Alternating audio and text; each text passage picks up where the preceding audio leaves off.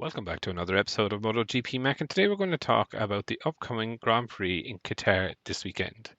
Now, before we get into it, here is the schedule for Friday. Here is the schedule for Saturday.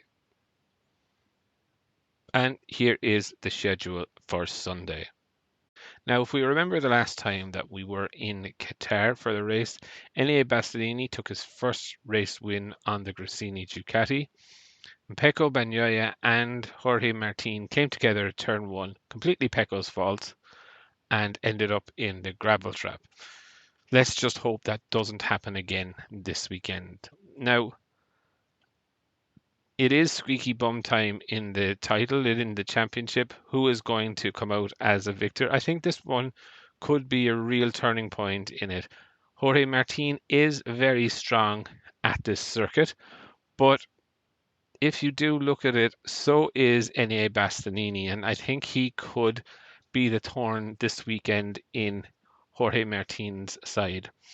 Pecco seems to be always focusing on race pace rather than quali pace, and I think this weekend he has to drop that again. Now, Pecco was strong in Sepang, was not afraid to battle with Jorge Martin, but still, again, I just don't know.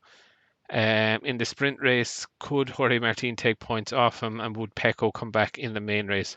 We know Jorge Martin has already said that he doesn't like sharing his data with anyone, and he doesn't want to see anyone else's data. So it gives him an example of how confident he is on the settings of his bike. It will be a good race weekend. Squeaky bum time, as I mentioned, for the championship. But, I do expect a strong weekend from Marco Bezzecchi, who has, in my view, had a couple of plain weekends, if I'm very, very honest. Also, it would be interesting to see how Fabio Quartararo goes. If they're using the same carcass type as in the past three races, then I think it will be interesting to see how the Yamaha will do. Yes, it will get murdered down the straight, but I think in the twisty bits, it could make that time back. Also, for Brad Binder and Jack Miller, both again needing strong weekends. Binder didn't have the best weekend in Sepang. Jack is trying to build on a fairly positive weekend, if I'm honest. Also, I suppose the Hondas, Tow Truck Marquez, will he continue doing what he's doing? He does need a good weekend as well. He's entering his second last weekend as a Honda rider. So it will be definitely interesting to see exactly how he goes. Will he try and push it too far past, or is he completely, I say, checked out and just waiting to throw the leg over the Ducati? Also, the Aprilias, they do need a good weekend as well. Again, very ordinary weekend for them in Sepang.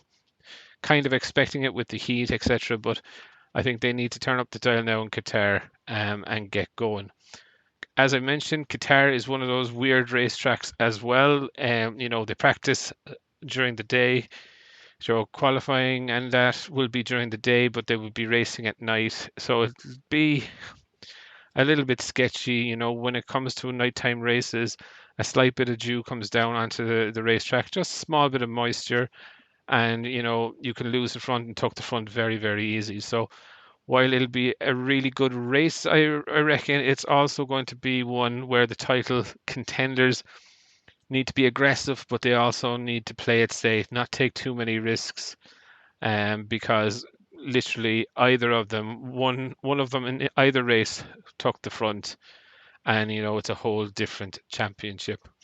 If I'm going to pick a Friday man, it's very hard, if I'm very honest, to look past Jorge Martin at the moment for Friday. But I would definitely love to know your thoughts. What are you looking forward to most about the Grand Prix, and who is your fastest man for Friday? Definitely leave your thoughts in the comments below, and I'll be back again tomorrow with another video.